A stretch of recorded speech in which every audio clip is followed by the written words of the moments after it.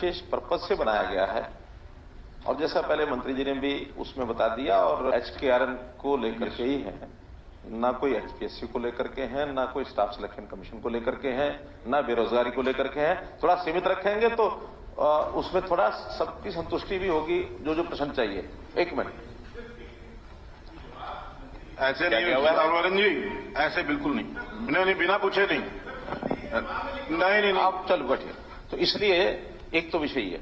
दूसरा मेरा कहना है कि HKRN एक विशेष पर्पज से बनाया गया है और जैसा पहले मंत्री जी ने भी उसमें बता दिया और हमारी बहन किरण जी ने भी उसको स्वीकार किया कि ये आउटसोर्सिंग का जो ठेकेदारों के माध्यम से हम भर्ती करते थे, लोगों को लेते थे, ये उसका एक विकल्प है। वो जो सारी शिकायतें आती थी वो शिकायतें न रहें और हम उनकी शोषण से कैसे युवकों को बचाएं, क्योंकि सैलरी कम है ये हमको पता है। उस सैलरी में से भी उनका और शोषण होता रहे। किसी को पहले एडवांस में ले लिया, फिर उनके बैंक में खाते में डाल दिए, किसी का PF जमा नहीं कराया, किसी को ESC की सुविधा नहीं दी। वो सारी चीजें खत्म करने के लिए हमने उसको वहां से लिया है। तीसरा, ये एक नया पोर्टल है, पहली बार बना है, इसमें कोई कमी नहीं होगी ऐसा कोई दावा नहीं है। कुछ कमियां इसमें मान लो है तो चर्चा में से निकलेंगे, उसको ठीक किया जाएगा, निश्चित किया जाएगा। चौथी बात, इसमें भर्तियां अभी मात्र 4-5 हजार ही हुई है। बाकी तो जो पिछले ठेकेदारी पर चल रहे थे लोग, उनको इसमें पोर्ट किया गया है ताकि वहां की सूची से निकाल करके इसमें डाल दिया जाए। जो कठिनाइयां उनको वहां आ रही हैं वो यहां बंद हो जाए और उनकी सहमति से ये सब कर रहे हैं, बिना सहमति के नहीं कर रहे।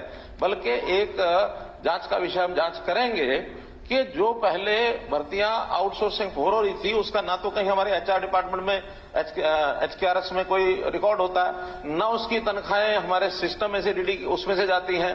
वो तो ठेकेदारों के माध्यम से उनको पैसा इकट्ठा जाता हुआ आगे दे देते हैं, नाम की लिस्ट देते हैं। हजारों लोग अभी भी बकाया हैं जिनके नाम पोर्ट भी नहीं कर रहे वो, और वो मिल भी नहीं रहे, कोई शिकायत भी नहीं है। तो कहीं ना कहीं हो सकता है नीचे कोई गड़बड़ ठेकेदारों के लेवल पर रही होगी कि नाम कितने ही दे दिए लगाए, ठेकेदारों के लेवल पर रही होगी कि नाम कितने ही दे दिए लगाए कितने, और उसमें फिजिकली लोग हैं कि नहीं हैं, ये भी एक हमको ध्यान में आ रहा है। लेकिन जांच का विषय भी करके बताएंगे और मैं कोशिश करूंगा कि अगले सत्र में ये सारा डाटा भी आपको बता सके। एक बहुत बड़ा ऐसा जो गलत दिशा में एक विषय चला हुआ था उसको ठीक करने के लिए सब कर रहे हैं। स्पष्ट इसमें है कि ये पक्की नौकरी नहीं है, ये आउटसोर्सिंग की नौकरी है, कच्ची नौकरी है, 1 साल के लिए प्रारंभ में होती है। हर साल 1-1 साल के लिए ही अगर जरूरत होगी तो एक्सटेंड किया जाएगा। इनकी जगह पर अगर पक्की नौकरियों को लोग आएंगे HPSC HSSC के, तो ये लोग हटने ही हैं, ऐसा नहीं कि नहीं हटने हैं। तीसरा, ये जो मेरिट की बात बार बार हो रही है, देखिए मेरिट तो हमने योग्यता को, जो उनकी योग्यता मिनिमम योग्यता इंजीनियरिंग डिपार्टमेंट ने हमको कही है कि हमको इस योग्यता के लोग चाहिए। अध्यापक हैं तो अध्यापक के लिए TGT की ये योग्यता वो पूरी करें, PGT के लिए ये करें, जो भी कोई सब्जेक्ट है सब्जेक्ट के हिसाब से ये करें, और साथ में उनका HTET का टेस्ट भी पास हुआ होना चाहिए। बल्कि कुछ एक पहले से जो भर्ती की गई थी उसमें अभी क्योंकि HTET की लोग नहीं थे तो उस समय उनका जल्दी चाहिए, क्योंकि अगर टेम्परेरी लोग चाहिए तो इसलिए चाहिए कि हमारा HPSC में HSSC में टाइम ज्यादा लगता है। भर्ती शुरू करने के बाद 6 महीने साल भी लगते हैं, हम और आप सब पहले करते रहे हैं।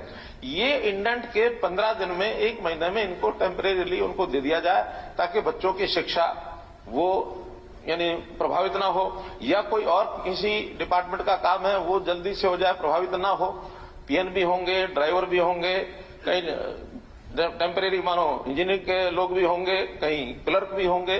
तो ऐसे सब पोस्टों के लिए जितनी रिक्वायरमेंट होती है वो सब इसमें की जाएगी। अभी तो मोटे रूप से 2 बड़े ग्रुप अध्यापकों के किए थे और उसमें एक कठिनाई आई थी। क्या? पहले तो HTET की कंडीशन लिख के नहीं दी थी, बाद में डिपार्टमेंट ने कहा कि इसमें तो HTET होना चाहिए था। हमने उसमें बिना HTET के भी कुछ उनको मार्क्स दे करके उनके जो उनकी क्वालिफिकेशन थी, यानी जो ओरिजिनल क्वालिफिकेशन थी उसके मार्क्स उतने ही 20 नंबर HTET का है तो 20 नंबर उसमें डिस्ट्रीब्यूट करके, ताकि किसी तरीके से लेकर के टेम्परेरी है पढ़ाना है बच्चों को, बाद में जैसे पक्के आएंगे उनको अलग करेंगे।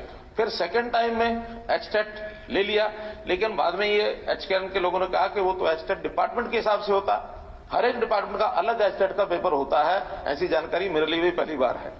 उसके कारण से कुछ बच्चों को ऑफर लेटर देने के बाद भी उनके अपॉइंटमेंट लेटर नहीं जा सके, जैसे 9 तारीख और 12 तारीख की बात बता रहे हैं, उसमें से ऐसे कुछ हैं। तो 600-700 लोगों का अपॉइंटमेंट लेटर नहीं गया है। 2000 सिलेक्ट हुए थे, 1400 के लगभग ज्वाइन हुए, 600 लोग अब इसमें रह गए। आगे उनकी जैसी आवश्यकता होगी, उनकी मेरिट के हिसाब से जो फाइनल मेरिट है उसको सिलेक्शन में फिर आ जाएंगे, तो फिर लगेंगे। तीसरा, कोई एग्जाम नहीं है इसमें, मेरिट एग्जाम से तो नापी जा सकती है। या तो क्राइटेरिया क्या है, प्राथमिकता क्या है, बोर्ड ऑफ डायरेक्टर्स उनके सामने विषय रखा जाता है, वहां वो क्राइटेरिया प्रायोरिटी तय करते हैं। क्राइटेरिया में क्वालिफिकेशन तो अनिवार्य है ही है जो मांगते हैं। दूसरा क्राइटेरिया, एक तो जितना लोकलाइज्ड हो सके उतना लोगों को लेना चाहिए। ये जो ट्रांसफर वो 100-200 किलोमीटर दूर के भी हाँ करेगा, बाद में वही कहेगा मेरी थोड़ी तनख्वाह है जी, वो आपके हमारे सबके पास जाएगा, मुझे तो घर के पास चाहिए। तो हमने जो लोकलाइज्ड लोग हैं उनको ज्यादा प्राथमिकता दी है। दूसरा, जो गरीब परिवार है, जो अंत्योदय की श्रेणी में आते हैं, जिसकी तुरंत आवश्यकता है, नई पक्की नौकरी भी मिल रही, तो जब तक नहीं मिलती तब तक यहां एडजस्ट हो जाए। तो उसके अंदर जो 1 लाख से भी नीचे क्राइटेरिया जिनका है, यानी परिवार की इनकम। अब आप कहते हैं कि किसने तय किया? देखिए, परिवार पहचान पत्र में बहुत पारदर्शी तरीके से हमने 70 लाख परिवारों का रजिस्ट्रेशन किया है, और 70 लाख परिवारों में जिनकी गरीबी रेखा से नीचे, वो भी हरियाणा में ही तय की है पहली बार। जो अभी तक 1,20,000 रुपए वार्षिक थी, 10,000 रुपए प्रति महीना, हमने उसको बढ़ा करके 15,000 रख दिया, ताकि और थोड़ा लेवल यानी गरीबी रेखा का ऊपर हो जाएगा तो ज्यादा लोग इसमें समाहित होंगे। और ये परिवार अब लगभग 30 लाख के आसपास है। जो हमने कल भी परिवार पहचान पत्र के माध्यम से जो राशन कार्ड की बात कही है या और जो क्राइटेरिया कहा है, ये 30 लाख परिवार है। 30 लाख परिवारों में उस योग्यता का कोई व्यक्ति मिलता है। और आयु भी ये जो 30 और 35 साल के आसपास का है, इसको प्रायोरिटी दो, क्योंकि इससे बड़ी आयु का व्यक्ति भी वो कहीं ना कहीं एडजस्ट हो चुका है। और जो खास करके एजुकेशन क्वालिफिकेशन, ये 30 साल तक 35 साल तक तो फिर भी अपने उस एजुकेशन का न्याय कर सकता है।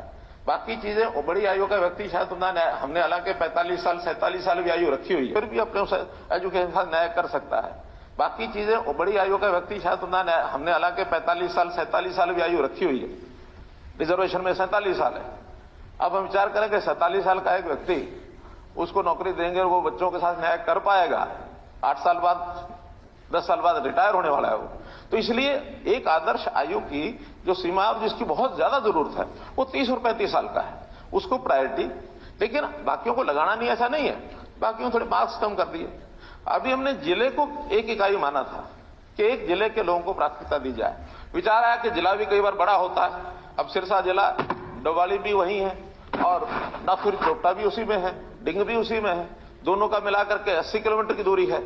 तो इसको ब्लॉक के हिसाब से एक श्रेणी बनाई जाए कि ब्लॉक के अंदर है तो ज्यादा मार्क्स दिए जाए, जिले में थोड़ा उससे कम दिए जाए, एडजॉइनिंग जिले में और कम दिए जाए। और हमारी कोशिश है कि ऐसी कच्ची नौकरी जो है वो एडजॉइनिंग जिले से ज्यादा दूर के व्यक्ति को बेशक भी टाला जाए, वहां कहीं जरूरत पड़ेगी वहां देखेंगे। इसलिए ये सारे क्राइटेरिया जो बनाए हैं, इस क्राइटेरिया के आधार पर योग्यता, हाँ अनुभव। एक प्रारंभ में ये था कि एचकेआर में शुरू में जो अनुभवी लोग हैं, जो हरियाणा सरकार के ही किसी विभाग से, बोर्ड कॉर्पोरेशन से, क्योंकि वहां वो कच्चे नौकरी वाले, हमारा जोर है कि एचपीएससी की एचएससी की नौकरी को बढ़ाओ। जब वो बढ़ाएंगे तो उनकी जगह जो लगे हुए हैं उनकी पोस्ट के अगेंस्ट ही है, वो हटेंगे तो उनको पहले प्राथमिकता दो, अनुभव के मार्क्स अलग से दो। अनुभवी लोगों को सबको रजिस्टर कराया था, जिनका अनुभव नहीं था उनका नहीं कराया था। विषय आया कि प्राइवेट अनुभव को भी इसमें शामिल करो। प्राइवेट अनुभव की ऑथेंटिसिटी कोई नहीं कर पाएगा, क्योंकि प्राइवेट के अनुभव की सर्टिफिकेट कौन लेके कहां से आएगा? कोई आपके हमारे हाथ में है कुछ? किसी भी फैक्ट्री से, किसी भी कंपनी से प्राइवेट का सर्टिफिकेट बना के लाएगा और फिर वो बाद में कहेंगे कि ये सब तालमेल हो गया, फेल हो गया। तो इसलिए जो ऑथेंटिसिटी जिस डिपार्टमेंट की है, बोर्ड कॉर्पोरेशन की है, अनुभव उसी का माना जाएगा और किसी का अनुभव भी हम मान नहीं सकते। ये अनुभव का विषय। फिर इसमें कल क्या होगा? आखिर जितना जायब है, 21 साल के बाद, 2 साल 4 साल बाद इसकी जगह कोई आएगा, ये हटेगा। अब सारी उम्र के लिए लगने वाला नहीं है। हम ये कहते हैं कि अच्छा सारी उम्र की चिंता है इसकी, वो तो पक्की नौकरी वाला ही सारी उम्र का उसका प्रावधान है। जो कच्ची नौकरी के, ठेकेदारी के या हरियाणा कौशल रोजगार के, इनको सारी उम्र के लिए हम कोई व्यवस्था बना नहीं सकते, ना हमारा कोई इसके अंदर कोई स्टैचुटरी कोई प्रावधान हो सकता है। एक साथ मैंने बताया, वो 3 दिन का मैंने बताया, वो योग्यता के अंदर गड़बड़ हुई है। उसमें 600-700 लोग बचे हैं जिनकी योग्यता पूरी नहीं थी, लेकिन उनको ऑफर लेटर चला गया, अपॉइंटमेंट लेटर नहीं दिया। केवल 12 तारीख को, जो आप बता रहे 9 तारीख को ऑफर लेटर गया होगा। ऑफर लेटर देखो, मैं पास क्या लिखा उसमें? ऑफर लेटर लिखा है पंचकुला के आदेश क्रमांक 6/12/2022 को पीजीटी 2 दिनांक 7/12/22 के अनुसार श्रीमती वाणिज्य प्रवक्ता रेगुलर नियुक्ति होने के कारण उन्होंने 9/12 को पूर्व ज्वाइन किया। जो 6/12 को ऑर्डर दिया था, इसने ज्वाइन किया था। अतः आप अपने दिनांक 9/12 को पूरी दोपहर कार्यभार से मुक्त किया जाता है। चलिए, 6 को ज्वाइन किया मुक्त किया। अपॉइंटमेंट लेटर तो नहीं है ना, अपॉइंटमेंट लेटर नहीं है, ये तो लिविंग का है। अपॉइंटमेंट लेटर के अंदर क्या लिखा है? वो ऑफर लेटर है। स्पीकर साहब, ज्वाइन किया जब तो मुक्त किया है। मैं कहता हूं अपॉइंटमेंट बगैर अपॉइंटमेंट ज्वाइन कर लिया। मैंने माना कि तारीख को ज्वाइन किया, 9 को मुक्त कर दिया। अध्यक्ष जी, वो तो माना जी, मैंने पहले कह दिया है, कुछ गलतियां अगर हुई है उनको ठीक करेंगे। ऐसे जो केसेस हम देख लेंगे, एक बार ज्वाइनिंग हुई है तो उनको वापस जो भी उनकी योग्यता होगी, आखिर हर योग्यता के लोगों की डिमांड तो आएगी। अभी इसके बाद जो और विभागों की डिमांड्स हैं, क्योंकि अध्यापकों का ही पहले 2 चरणों में अभी किया है, उसमें कठिनाइयां ध्यान में आई हैं। अब नए सिरे से जो कठिनाइयां उसमें आई उनको दूर करके मैं स्वयं जो हमारे इस काम को देख रहे हैं, मेरे साथ डिप्टी प्रिंसिपल सेक्रेटरी अपना पांडुरंग इस सारे विषय को देखते हैं। मैं उनको कहूंगा कि इन कठिनाइयों को दूर करके आगे इसको ठीक करेंगे। लेकिन मैंने बताया कि ये सारी हमारी बिल्कुल क्लियर कट है, और कहीं भी किसी की तरफदारी करके और कोई पर्ची देके लगता है, ऐसा मैं गारंटी से इसलिए कह सकता हूं कि सारे सिस्टम को समझ करके मैं क्या करूं के मामले में FIR दर्ज हुई है। FIR दर्ज हुई है, इसीलिए मेडिकल कॉलेज में। तो ये कितने हो गए? वो पकड़ा जाए, जो कोई काम तो आपने तो कोई हुई नहीं, ऐसा नहीं है। अभी हमारे उसमें नोटिस में नहीं है। FIR HKM के कारण से हुई है, तो इसके जानकारी में लेकर के उसके ऊपर कार्रवाई करेंगे। अरे भाई, अभी नहीं पता तो बता।